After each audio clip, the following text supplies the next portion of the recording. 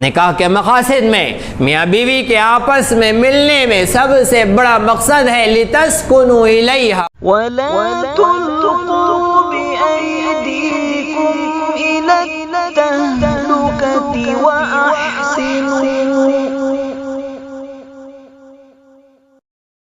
بزرگان محترم اور عزیزان گرامی، اللہ رب العزت جو اس ساری کائنات کے تنہ تنہ پیدا کرنے والے، اس کے نظام کے چلانے والے ہیں، اس کائنات میں رب ذوالجلال نے کم و بیش 18,000 مخلوقات کو وجود عطا فرمایا۔ ان ساری مخلوقات کی فطرت کو پیدا کرنے والا، ان مخلوقات کی ضروریات زندگی کو متعین کرنے والا، بنانے والا اپنی بنی ہوئی شے کو سب سے زیادہ جانتا ہے۔ رب ذوالجلال نے ساری مخلوقات کو پیدا فرما کر ہر ایک کی ضرورت کو اس کے ساتھ جوڑ کر اس کی ضروریات زندگی کا اس کائنات میں سامان فرما دیا۔ رب ذوالجلال جس نے انسان کو ساری مخلوقات میں اشرف بنایا، ساری مخلوقات میں افضل اور اعلیٰ بنایا، وہ اللہ جو بڑی بڑی مخلوقات کی ضروریات کے پورا کرنے کی پوری قدرت رکھتا ہے۔ انسان مرتبے کے اعتبار سے افضل اور اشرف ہے، لیکن جسم و جثے میں اس سے زیادہ بڑی دوسری مخلوقات ہے۔ ایسی بڑی بڑی مخلوقات سب سے زیادہ سمندری مخلوقات میں ہے۔ مچھلیوں کا جسم اور جثہ اتنا بڑا ہوتا ہے کہ ایک ایک مچھلی ایک ایک وقت میں منوں ٹنوں کھانا کھا جاتی ہے۔ وہ رب ان مچھلیوں کی خوراک کا انتظام کرتا ہے۔ ان کے جینے کے لیے پانی کی ضرورت ہے، رب نے پانی کا انتظام کر رکھا ہے۔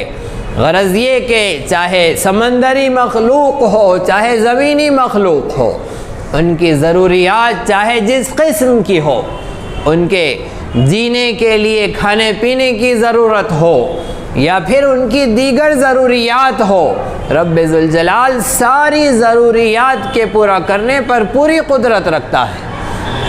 جب وہ رب 18,000 مخلوقات کی ضروریات کے پورا کرنے کی طاقت و قوت رکھتا ہے، تو اس کے لیے ایک انسان 5 اور 5.5 اور 6 فٹ کا انسان، اس انسان کی ضروریات کے پورا کرنے کی قدرت نہیں ہے۔ تو رب ذوالجلال نے انسانوں کی ضروریات کے پورا کرنے کے لیے اس زمین کے اوپر، اس آسمان کے نیچے پوری ضروریات کا انتظام فرمایا ہے۔ اللہ رب العزت نے انسان کی ایک اہم ترین ضرورت، جسے انسان جائز طریقے پر، احسن طریقے پر اور دیگر جانداروں کے مقابلے میں عمدہ طریقے پر پورا کرتا ہے، وہ ہے خواہشات نفسانی کے پورا کرنے کی ضرورت ہے۔ وہ ضرورت جانور بھی پورا کرتا ہے، لیکن جانور کے لیے کوئی اصول نہیں ہے، کوئی قانون نہیں ہے، کوئی ضابطہ نہیں ہے۔ وہ ان ضابطوں سے ماورا، ان ضابطوں سے آزاد ہو کر اپنی خواہشات نفسانی کو پورا کرتے ہیں۔ فطری طور پر جانوروں میں ایک جانور بھیڑیا ہوتا ہے، جس کے اندر اللہ رب العزت نے فطری طور پر حیا رکھی ہے، اس میں شرم رکھی ہے، اس میں خودداری رکھی ہے۔ وہ جب اپنی خواہش نفس کو پورا کرتا ہے تو اس قانون کے مطابق کرتا ہے جو رب ذوالجلال نے انسان کے لیے رکھے ہیں۔ بھیڑیا ہر جگہ منہ نہیں مارتا ہے، بھیڑیے کے اصول آداب ہے۔ ہر بھیڑیے کو اس کی ماں کا پتہ ہوتا ہے کہ اس کی ماں کون ہے، اس کا باپ کون ہے۔ ہر بھیڑیے کو اپنے ماں اور باپ کا پتہ ہوتا ہے۔ پتہ یہ چلا کہ اس کے ماں باپ جب سے ملے ہیں تب سے وہ اپنے علاوہ کسی اور سے نہیں ملے ہیں۔ وہ فطرت کا نظام، فطری طور پر اللہ رب العزت نے ایک تنہا مخلوق بھیڑیے میں رکھا، باقی سارے جانور اس اہمیت سے اور اس قانون سے آزاد ہے۔ انسان جو کہ اشرف مخلوق ہے، انسان جو کہ افضل مخلوق ہے، انسان جسے ساری کائنات کا مخدوم بنایا ہے، ساری کائنات کو اس کا خادم بنایا ہے، جسے اللہ رب العزت نے جنت اور جہنم کے فیصلے کے لیے رکھا ہے کہ انسان اور جنات یہ دو مخلوق ایسی ہے جن کے لیے مرنے کے بعد میدان محشر کے قیام پر جنت اور جہنم کا فیصلہ ہونا ہے۔ رب ذوالجلال کی اطاعت پر جنتی ہوگا، نافرمانی پر جہنمی ہوگا۔ اللہ رب العزت نے اس خواہشات نفسانی کے ضرورت کے پورا کرنے کے لیے نکاح کی عبادت رکھی ہے۔ نکاح ایک عبادت ہے، یہ خواہشات نفسانی کے پورا کرنے کے ساتھ ساتھ اور بھی بہت سارے مقاصد اپنے اندر رکھتی ہے۔ ایک صالح معاشرتی نظام، خاندانی نظام، اولاد کا توالد و تناسل اور اولاد کا پیدا ہونا اور نسب کا جاری ہونا اور انسانوں کے بعد انسانوں کا وجود میں آنا، رب ذوالجلال نے یہ سارے کام نکاح کے ذریعے جوڑ دیے ہیں۔ اسلام جو کہ کامل و مکمل دین ہے، رب ذوالجلال کی طرف سے رب کا مرضی والا طریقہ زندگی اسلام ہے۔ اسلام میں نکاح کے قوانین بتلائے گئے ہیں، نکاح کے آداب بتلائے گئے ہیں، وہ سارے آداب جو اس کے مقصد کو حاصل کرنے کے لیے ضروری ہے، رب ذوالجلال نے وہ سب قائم فرمائے ہیں، سب بتلائے ہیں۔ اسلام نے اپنے ماننے والوں کو کہیں پر آزاد نہیں چھوڑا ہے۔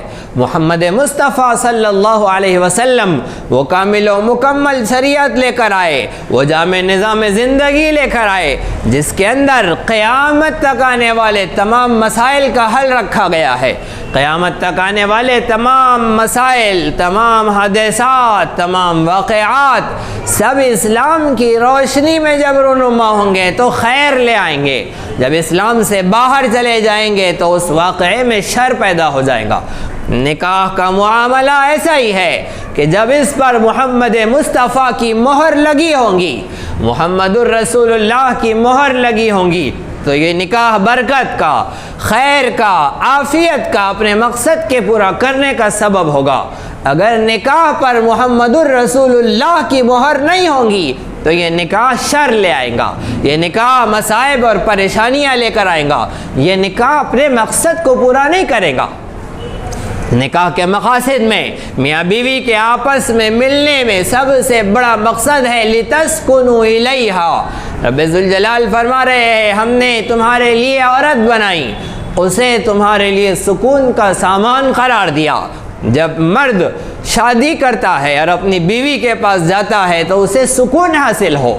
اگر محمد الرسول اللہ کی مہر نکاح پر نہیں ہوں گی تو یہ بیوی مرد کے لیے سکون کا سبب نہیں بنے گی، مرد اپنی بیوی کے لیے سکون کا سبب نہیں بنے گا۔